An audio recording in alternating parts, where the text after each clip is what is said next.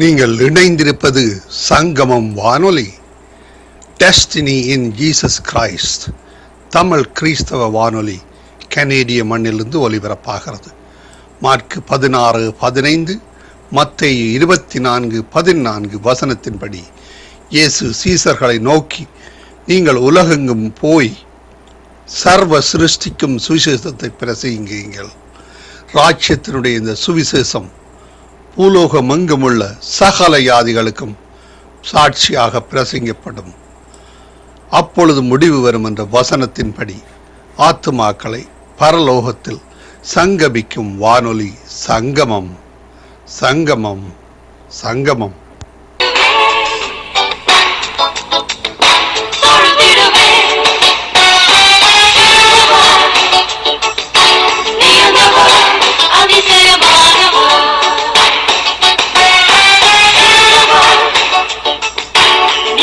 உபாகமம் 2ஆம் அதிகாரம். கர்த்தர் எனக்கு சொல்லியபடி நாம் திரும்பி சிவந்த சமுத்திரத்திற்கு போகிற வழியாய் வனாந்திரத்திற்கு பிரயாணம் பண்ணி அநேக நாள் சேயீர் நாட்டை சுற்றித் திரிந்தோம். அப்பொழுது கர்த்தர் என்னை நோக்கி, நீங்கள் இந்த மலை நாட்டை சுற்றித் திரிந்தது போதும், வடக்கே திரும்புங்கள். ஜனங்களுக்கு நீ கட்டளையிட வேண்டியது என்னவென்றால், சேயீரிலே குடியிருக்கிற ஏசாவின் புத்திரரான உங்கள் சகோதரரின் எல்லையை கடக்கப் போகிறீர்கள்.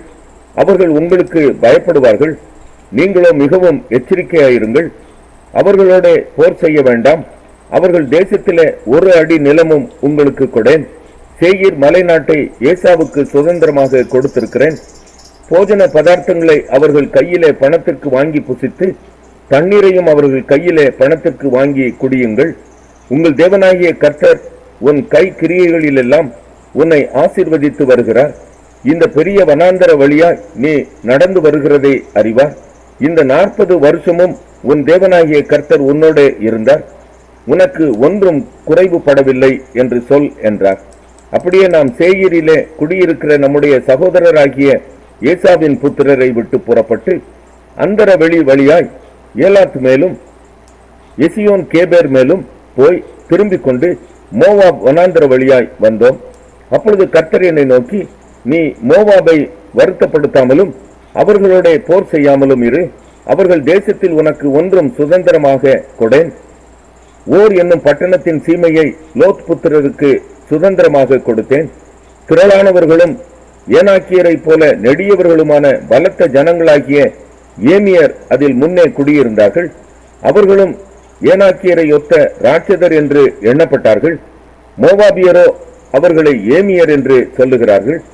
ஓரியரும் சேயீரில் முன்னே குடியிருந்தார்கள். கர்த்தர் தங்களுக்கு சுதந்திரமாக கொடுத்த தேசத்தாரை இஸ்ரவேல் துரத்தினது போல ஏசாவின் புத்திரர் அந்த ஓரியரை துரத்தி அவர்களை தங்கள் முகத்திற்கு முன்பாக அழித்து அவர்கள் இருந்த ஸ்தானத்தில் குடியேறினார்கள். நீங்கள் எழுந்து போய் சேரேத் ஆற்றை கடந்து போங்கள் என்று சொன்னார். அப்படியே சேரேத் ஆற்றை கடந்தோம். யுத்த மனிதரான அந்த சந்ததியெல்லாம் கர்த்தர் தங்களுக்கு ஆணையிட்டபடியே பாளையத்தின் நடுவிலிருந்து மாண்டு போக நாம் காதேஸ் பர்னேயாவை விட்டு புறப்பட்டது முதற்கொண்டு சேரேத் ஆற்றை கடக்கும் மட்டும் சென்ற காலம் 38 வருஷமாயிற்று. அவர்கள் பாளையத்தின் நடுவிலிருந்து மாண்டு ஒளியும் மட்டும் கர்த்தரின் கை அவர்களை நிர்மூலமாக்கும்படிக்கு அவர்களுக்கு விரோதமாயிருந்தது. யுத்த மனிதர் எல்லாரும் ஜனத்தின் நடுவிலிருந்து செத்து தீர்ந்த பின்பு கர்த்தர் என்னை நோக்கி, நீ ஆர் பட்டணம் இருக்கிற மோவாபின் எல்லையை இன்றைக்கு கடந்து அம்மோன் புத்திரருக்கு எதிராக சேரப்போகிறாய். நீ அவர்களை வருத்தப்படுத்தவும் அவர்களோட போர் செய்யவும் வேண்டாம். அம்மோன் புத்திரரின் தேசத்தில் ஒன்றும் உனக்கு சுதந்திரமாக கொடேன். அதை லோத் புத்திரருக்கு சுதந்திரமாக கொடுத்திருக்கிறேன். அதுவும் ராட்சதருடைய தேசமாக எண்ணப்பட்டது. முற்காலத்தில் ராட்சதர் அதிலே குடியிருந்தார்கள். அம்மோனியர் அவர்களை சம்சூமியர் என்று சொல்லுகிறார்கள். அவர்கள் திரளானவர்களும் ஏனாக்கியரை போல நெடியவர்களுமான பலத்த ஜனங்களாயிருந்தார்கள். கர்த்தரோ சேயீரில் குடியிருந்த ஏசாவின் புத்திரருக்கு முன்பாக ஓரியரை அழிக்க அவர்கள் அந்த ஜனங்களை துரத்திவிட்டு அவர்கள் இருந்த ஸ்தானத்தில் இந்நாள் வரைக்கும் குடியிருக்கிறது போலவும், கப்தோரிலிருந்து புறப்பட்ட கப்தோரியர் ஆசேரையும் தொடங்கி ஆசா மட்டும் குடியிருந்த ஆவியரை அழித்து அவர்கள் இருந்த ஸ்தானத்திலே குடியேறினது போலவும், கர்த்தர் அவர்களை இவர்களுக்கு முன்பாக அழிய பண்ண இவர்கள் அவர்களை துரத்திவிட்டு அவர்கள் இருந்த ஸ்தானத்திலே குடியேறினார்கள். நீங்கள் எழுந்து பிரயாணம் பண்ணி அர்னோன் ஆற்றை கடந்து போங்கள். எஸ்போனின் ராஜாவாகிய சீகோன் என்னும் எமோரியனையும் அவன் தேசத்தையும் உன் கையிலே ஒப்புக் கொடுத்தேன். இது முதல் அதை சுதந்திரித்துக் கொள்ளும்படி அவனோட யுத்தம் செய். வானத்தின் கீழ் எங்குமுள்ள ஜனங்கள் உன்னாலே திகிலும் பயமும் அடையும்படி செய்ய இன்று நான் தொடங்குவேன். அவர்கள் உன் கீர்த்தியை கேட்டு உன் நிமித்தம் நடுங்கி வேதனைப்படுவார்கள் என்றார்.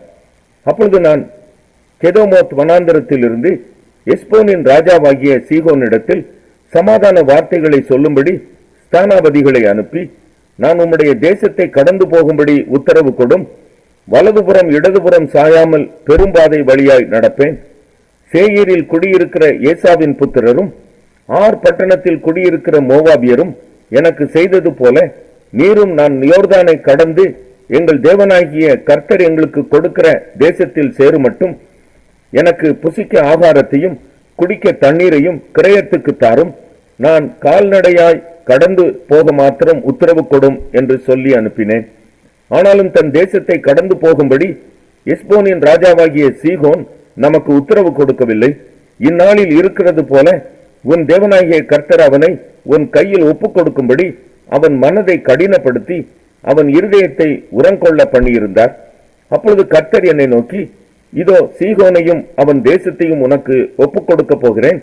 இது முதல் அவன் தேசத்தை வசப்படுத்தி சுதந்திரித்துக் கொள் என்றார். சீகோன் தன்னுடைய எல்லா ஜனங்களோட கூட நம்மோட யுத்தம் பண்ண புறப்பட்டு யாகாசிலே வந்தான். அவனை நம்முடைய தேவனாகிய கர்த்தர் நமக்கு ஒப்புக் கொடுத்தார். நாம் அவனையும் அவன் குமாரரையும் அவனுடைய சகல ஜனங்களையும் முறிய அடித்து அக்காலத்தில் அவன் பட்டணங்களை எல்லாம் பிடித்து சகல பட்டணங்களிலும் இருந்த ஸ்திரீ புருஷரையும் பிள்ளைகளையும் ஒருவரையும் மீதியாக வைக்காமல் சங்காரம் பண்ணினோம். மிருக ஜீவன்களையும் நாம் பிடித்த பட்டணங்களில் கொள்ளையடித்த பொருள்களை மாத்திரம் நமக்கென்று வைத்துக் கொண்டோம். அர்னோன் ஆற்றங்கரையில் இருக்கிற ஆரோவேரும் ஆற்றண்டையில் இருக்கிற பட்டணமும் தொடங்கி கிளையாத்து வரைக்கும் நமக்கு எதிர்த்து நிற்கத்தக்க அரணிப்பான பட்டணம் இருந்ததில்லை. எல்லாவற்றையும் நம்முடைய தேவனாகிய கர்த்தர் நமக்கு ஒப்புக் கொடுத்தார். அம்மோன் புத்திரருடைய தேசத்தையும் யாப்போக் ஆற்றங்கரையில் உள்ள இடங்களையும் மலைகளில் உள்ள பட்டணங்களையும் நம்முடைய தேவனாகிய கர்த்தர் நமக்கு விலக்கின மற்ற இடங்களையும். நீதிமொழிகள் 29ஆம் அதிகாரம். அடிக்கடி கடிந்து கொள்ளப்பட்டும் தன் பிடரியை கடினப்படுத்துகிறவன் சகாயமின்றி சடுதியில் நாசமடைவான். நீதிமான்கள் பெருகினால் ஜனங்கள் மகிழ்வார்கள். துன்மார்க்கர் ஆளும் போதோ ஜனங்கள் தவிப்பார்கள். ஞானத்தில் பிரியப்படுகிறவன் தன் தகப்பனை மகிழ பண்ணுகிறான். தேசிகளோடே தொந்திப்பானவனோ ஆஸ்தியை அளிக்கிறான். நியாயத்தினால் ராஜா தேசத்தை நிலைநிறுத்துகிறான். பரிதான பிரியனோ அதை கவிழ்க்கிறான். பிறனை முகஸ்துதி செய்கிறவன் அவன் கால்களுக்கு வலையை விரிக்கிறான். துஷ்டனுடைய துரோகத்திலே கண்ணி இருக்கிறது. நீதிமானோ பாடி மகிழ்கிறான். நீதிமான் ஏழைகளின் நியாயத்தை கவனித்தருகிறான். துன்மார்க்கனோ அதை அறிய விரும்பான். பரியாசக்காரர் பட்டணத்தில் தீ கொளுத்தி விடுகிறார்கள். ஞானிகளோ குரோதத்தை விலக்குகிறார்கள். ஞானி மூடனுடன் வழக்காடுகையில் சினந்தாலும் சிரித்தாலும் அமைதியில்லை. இரத்த பிரியர் உத்தமனை பகைக்கிறார்கள். செம்மையானவர்களோ அவனுடைய பிராணனை காப்பாற்றுகிறார்கள். மூடன் தன் உள்ளத்தை எல்லாம் வெளிப்படுத்துகிறான். ஞானியோ அதை பின்னுக்கு அடக்கி வைக்கிறான். அதிபதியானவன் பொய்களுக்கு செவி கொடுத்தால் அவன் ஊழியக்காரர் யாவரும் துன்மார்க்கர் ஆவார்கள். தரித்திரனும் கொடுமைக்காரனும் ஒருவரை ஒருவர் சந்திக்கிறார்கள். அவ்விருவருடைய கண்களுக்கும் கர்த்தர் வெளிச்சம் கொடுக்கிறார். ஏழைகளுடைய நியாயத்தை உண்மையாய் விசாரிக்கிற ராஜாவின் சிங்காசனம் என்றும் நிலை பெற்றிருக்கும். திரும்பும் கடிந்து கொள்ளுதலும் ஞானத்தை கொடுக்கும். தன் இஷ்டத்துக்கு விடப்பட்ட பிள்ளையோ தன் தாய்க்கு வெட்கத்தை உண்டு பண்ணுகிறான். துன்மார்க்கர் பெருகினால் பாவமும் பெருகும். நீதிமான்களோ அவர்கள் விழுவதை காண்பார்கள். உன் மகனை சிற்சை செய், அவன் உனக்கு ஆறுதல் செய்வான். உன் ஆத்துமாவுக்கு ஆனந்தத்தையும் உண்டாக்குவான். தீர்க்க தரிசனம் இல்லாத இடத்தில் ஜனங்கள் சீர்கெட்டு போவார்கள். வேதத்தை காக்கிறவனோ பாக்கியவான். அடிமையானவன் வார்த்தைகளினாலே அடங்கான். அவைகளை அவன் அறிந்தாலும் உத்தரவு கொடான். தன் வார்த்தைகளில் பதறுகிற மனுஷனை கண்டாயானால் அவனை நம்புவதை பார்க்கிலும் மூடனை நம்பலாம். ஒருவன் தன் அடிமையை சிறு பிராயம் முதல் இளக்காரமாக வளர்த்தால் முடிவிலே அவன் தன்னை புத்திரனாக பாராட்டுவான். கோபக்காரன் வழக்கை கொழுவுகிறான், மூர்க்கன் பெரும் பாதகன். மனுஷனுடைய அகந்தை அவனை தாழ்த்தும், மனத்தாழ்மை உள்ளவனோ கனமடைவான். திருடனோடே பங்கிட்டுக் கொள்ளுகிறவன் தன் ஆத்துமாவை பகைக்கிறான். சாபத்தை அவன் கேட்டாலும் காரியத்தை வெளிப்படுத்த மாட்டான்.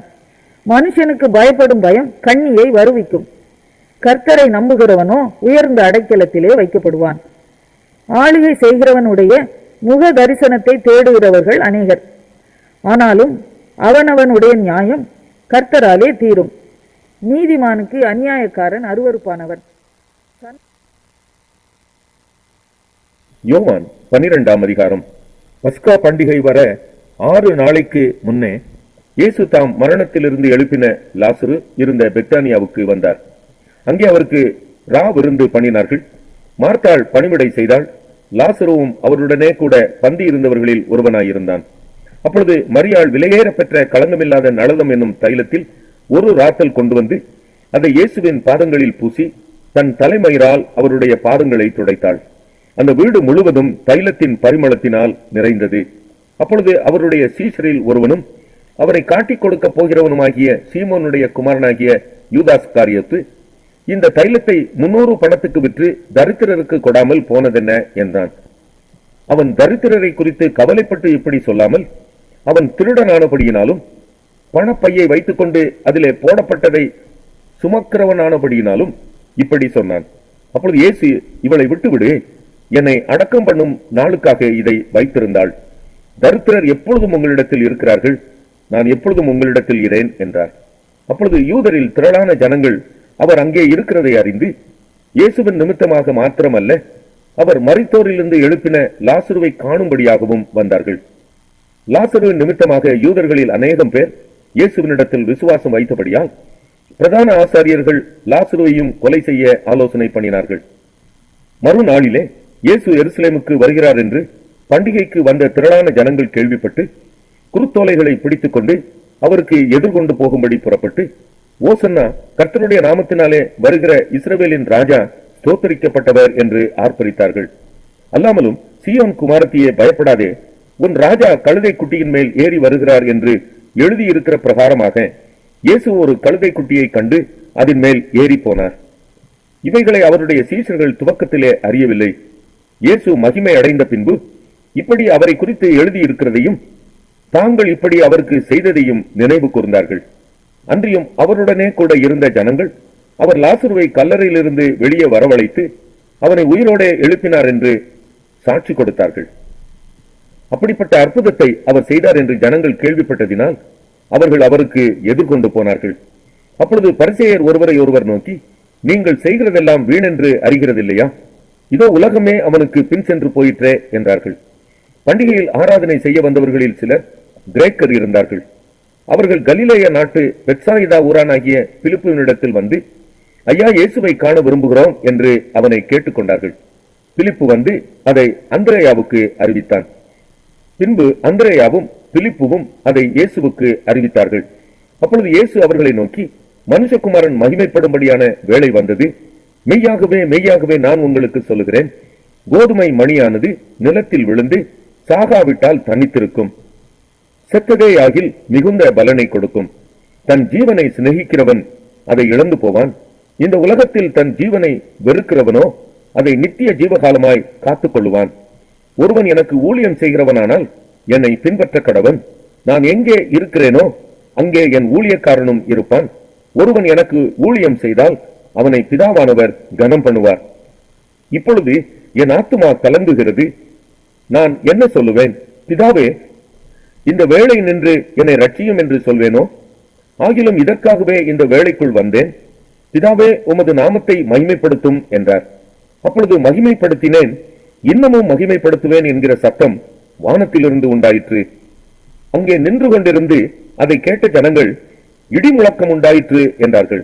வேறு சிலர், தேவதூதன் அவருடனே பேசினான் என்றார்கள். இயேசு அவர்களை நோக்கி, இந்த சத்தம் என் நிமித்தம் உண்டாகாமல் உங்கள் நிமித்தமே உண்டாயிற்று. இப்பொழுதே இந்த உலகத்துக்கு நியாய தீர்ப்பு உண்டாகிறது. இப்பொழுதே இந்த உலகத்தின் அதிபதி புறம்பாக தள்ளப்படுவான். நான் பூமியிலிருந்து உயர்த்தப்பட்டிருக்கும் போது எல்லாரையும் என்னிடத்தில் இழுத்துக் கொள்ளுவேன் என்றார். தாம் இன்ன விதமான மரணமாய் மறிக்கப் போகிறார் என்பதை குறிக்கும்படி இப்படி சொன்னார். ஜனங்கள் அவரை நோக்கி, கிறிஸ்து என்றென்றைக்கும் இருக்கிறார் என்று வேதத்தில் சொல்லியதை நாங்கள் கேட்டிருக்கிறோம். அப்படி இருக்க மனுஷகுமாரன் உயர்த்தப்பட வேண்டியதென்று எப்படி சொல்லுகிறீர்? இந்த மனுஷகுமாரன் யார் என்றார்கள். அதற்கு இயேசு, இன்னும் கொஞ்ச காலம் ஒளி உங்களிடத்தில் இருக்கும். இருளில் நீங்கள் அகப்படாதபடிக்கு ஒளி உங்களோடு இருக்கையில் நடவுங்கள். இருளில் நடக்கிறவன் தான் போகிற இடம் இன்னதென்று அறியான். ஒளி உங்களோடு இருக்கையில் நீங்கள் ஒளியின் பிள்ளைகளாகும்படிக்கு ஒளியினிடத்தில் விசுவாசமாயிருங்கள் என்றார். இவைகளை இயேசு சொல்லி அவர்களை விட்டு மறைந்தார். அவர் இத்தனை அற்புதங்களையும் அவர்களுக்கு முன்பாக செய்திருந்தும் அவர்கள் அவரை விசுவாசிக்கவில்லை. கர்த்தாவே, எங்கள் மூலமாய் கேள்விப்பட்டதை விசுவாசித்தவன் யார்? கர்த்தருடைய புயம் யாருக்கு வெளிப்பட்டது என்று ஏசாயா தீர்க்கதரிசி சொன்ன வசனம் நிறைவேறும்படி இப்படி நடந்தது. ஆகையால் அவர்கள் விசுவாசிக்க மாட்டாமல் போனார்கள். ஏனெனில் ஏசாயா பின்னும் அவர்கள் கண்களினால் காணாமலும் இருதயத்தினால் உணராமலும் குணப்படாமலும் இருக்கும்படிக்கும் நான் அவர்களை ஆரோக்கியமாக்காமல் இருக்கும்படிக்கும் அவர்களுடைய கண்களை அவர் குருடாக்கி அவர்கள் இருதயத்தை கடினமாக்கினார் என்றான். ஏசாயா அவருடைய மகிமையை கண்டு அவரை குறித்து பேசுகிற போது இவைகளை சொன்னான். ஆகிலும் அதிகாரிகளிலும் அநேகர் அவரிடத்தில் விசுவாசம் வைத்தார்கள்.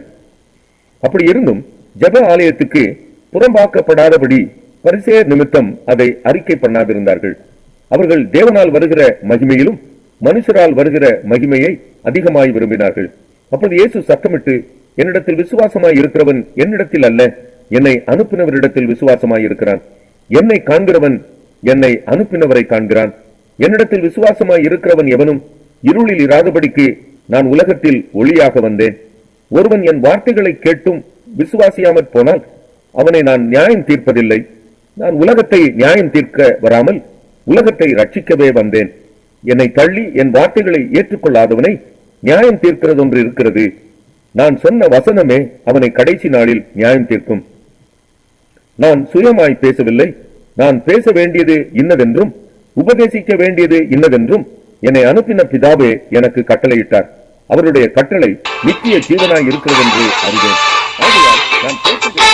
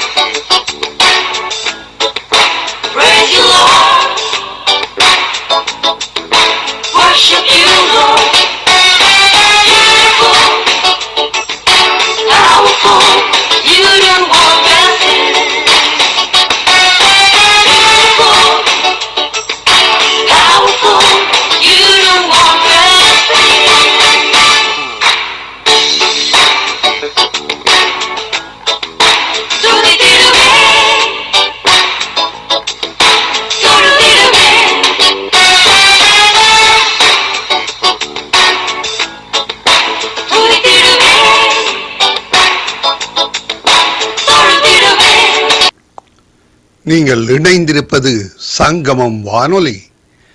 Destiny in Jesus Christ Tamil கிறிஸ்தவ வானொலி கனேடிய மண்ணிலிருந்து ஒலிபரப்பாகிறது.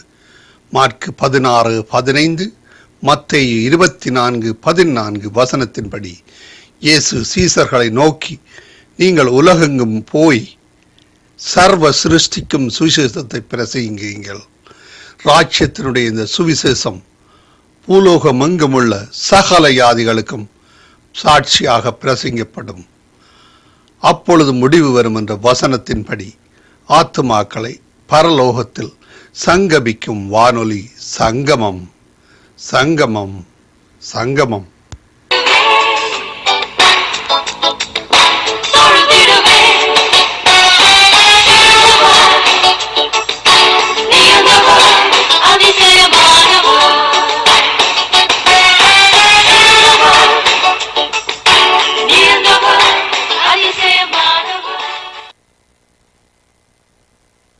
உபாகமம் 3ஆம் அதிகாரம். பின்பு நாம் திரும்பி பாசானுக்கு போகிற வழியாய் போனோம். பாசானின் ராஜாவாகிய ஓக் தன்னுடைய சகல ஜனங்களோடும் நம்மோட எதிர்த்து யுத்தம் பண்ணும்படி புறப்பட்டு எத்ரேயிக்கு வந்தான். அப்பொழுது கர்த்தர் என்னை நோக்கி, அவனுக்கு பயப்பட வேண்டாம், அவனையும் அவனுடைய ஜனங்கள் எல்லாரையும் அவன் தேசத்தையும் உன் கையில் ஒப்புக் கொடுத்தேன். எஸ்போனிலே குடியிருந்த எமோரியரின் ராஜாவாகிய சீகோனுக்கு நீ செய்தது போல அவனுக்கும் செய்வாய் என்றார். அப்படியே நம்முடைய தேவனாகிய கர்த்தர் பாசானின் ராஜாவாகிய ஓகையும் அவனுடைய சகல ஜனங்களையும் நம்முடைய கையில் ஒப்புக் கொடுத்தார். அவனுக்கு ஒருவரும் மீதியாயிராமற் போக மட்டும் அவனை முறிய அடித்தோம். அக்காலத்திலே அவனுடைய பட்டணங்களை எல்லாம் பிடித்தோம். அவர்களிடத்தில் நாம் பிடித்துக் கொள்ளாத பட்டணம் இல்லை. பாசானில் இருந்து ஓகின் ராஜ்யமான 60 பட்டணங்கள் உள்ள அர்கோப் தேசம் முழுவதையும் பிடித்தோம். அந்த பட்டணங்கள் எல்லாம் உயர்ந்த மதில்களாலும் வாசல்களாலும் தாழ்பாள்களாலும் அரணாக்கப்பட்டிருந்தது. அவைகள் அன்றி மதில் இல்லாத பட்டணங்களும் அநேகம். அவைகளையும் சங்காரம் பண்ணினோம். நாம் எஸ்போனின் ராஜாவாகிய சீகோனுக்கு செய்தது போல அந்த எல்லா பட்டணங்களிலும் உள்ள புருஷரையும் ஸ்திரீகளையும் பிள்ளைகளையும் சங்காரம் பண்ணினோம்.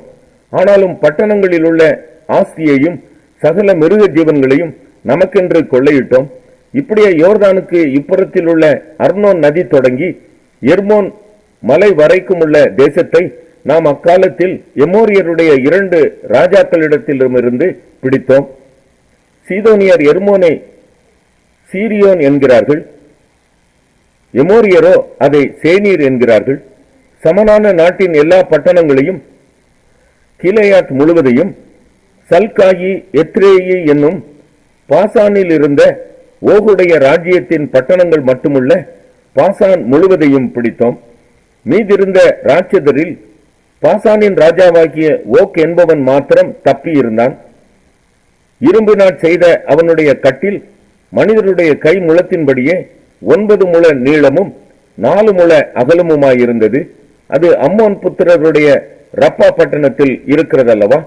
அக்காலத்திலே சுதந்திரமாக பெற்றுக்கொண்ட தேசத்தை அர்னோன் நதி அருகே உள்ள ஆரோவே தொடங்கி கீலேயாத் மலைநாட்டில் பாதியையும் அதில் இருக்கிற பட்டணங்களையும் ரூபனியருக்கும் காத்தியருக்கும் கொடுத்தேன்.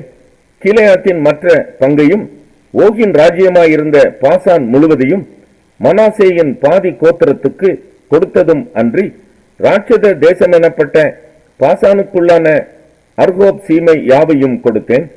மனாசேயின் குமாரனாகிய யாவீர் அர்கோப் சீமை முழுவதையும் கேசூரியர் மாகாத்தியர் என்பவர்களுடைய எல்லை மட்டும் கட்டிக்கொண்டு அதற்கு தன் நாமத்தின்படியே பாசான் அவோத்தியாயீர் என்று பெயரிட்டான். அது இந்நாள் வரைக்கும் வழங்கி வருகிறது. மாகீருக்கு கீலேயாத்தை கொடுத்தேன். மேலும் கீலேயாத் தொடங்கி அர்னோன் நதி ஓடுகிற பள்ளத்தாக்கும் கடையாந்திரமுமான அம்மோன் புத்திரரின் எல்லையாகிய யாப்போக்கு ஆறு மட்டும் இருக்கிற தேசத்தையும் கின்னரை தொடங்கி அஸ்தோத் பிஸ்காவுக்கு தாழ்வாய் கிழக்கே இருக்கிற உப்பு கடலான சமனான வெளியின் கடல் மட்டும் யோர்தானின் எல்லைக்குள் அடங்கிய சமனான வெளியையும் ரூபனியருக்கும் காத்தியருக்கும் கொடுத்தேன்.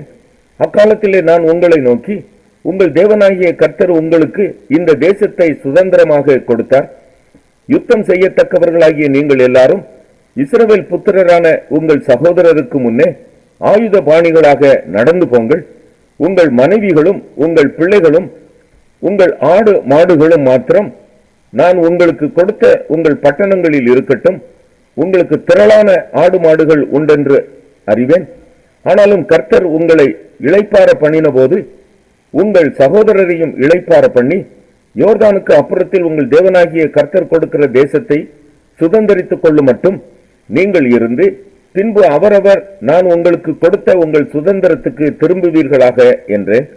அக்காலத்திலே நான் யோசுவாவை நோக்கி, உங்கள் தேவனாகிய கர்த்தர் அந்த 2 ராஜாக்களுக்கும் செய்தவைகளை எல்லாம் உன் கண்கள் கண்டது. நீ போய் சேரும் எல்லா ராஜ்யங்களுக்கும் கர்த்தர் அப்படியே செய்வார். அவர்களுக்கு பயப்படீர்களாக. உங்கள் தேவனாகிய கர்த்தர் தாமே உங்களுக்காக யுத்தம் பண்ணுவார் என்று சொன்னேன். அக்காலத்திலே நான் கர்த்தரை நோக்கி, கர்த்தராகிய ஆண்டவரே, நீர் உமது அடியனுக்கு உமது மகத்துவத்தையும் உமது வல்லமையுள்ள கரத்தையும் காண்பிக்க தொடங்கினீர். வானத்திலும் பூமியிலும் உம்முடைய கிரியைகளுக்கும் உம்முடைய வல்லமைகளுக்கும் ஒப்பாக செய்யத்தக்க தேவன் யார்? நான் கடந்து போய் யோர்தானுக்கு அப்புறத்தில் உள்ள அந்த நல்ல தேசத்தையும் அந்த நல்ல மலையையும் லீபனோனையும் பார்க்கும்படி உத்தரவு கொடுத்தருளும் என்று வேண்டிக் கொண்டேன். கர்த்தரோ உங்கள் நிமித்தம் என் மேல் கோபம் கொண்டு எனக்கு செவிகொடாமல் என்னை நோக்கி, போதும், இனி இந்த காரியத்தை குறித்து என்னோட பேச வேண்டாம். நீ பிஸ்காவின் கொடுமுடியில் ஏறி உன் கண்களை மேற்கிலும் வடக்கிலும் தெற்கிலும் கிழக்கிலும் ஏறெடுத்து உன் கண்களினாலே அதை பார். இந்த யோர்தானை நீ கடந்து போவதில்லை. நீ யோசுவாவுக்கு கட்டளை கொடுத்து அவனை திடப்படுத்தி பலப்படுத்து. அவன் இந்த ஜனங்களுக்கு முன்பாக கடந்து போய் அவனே நீ காணும் தேசத்தை அவர்களுக்கு பங்கிட்டுக் கொடுப்பான் என்றார். பின்பு பெத்பெயோருக்கு எதிரான பள்ளத்தாக்கில் தங்கியிருந்தோம்.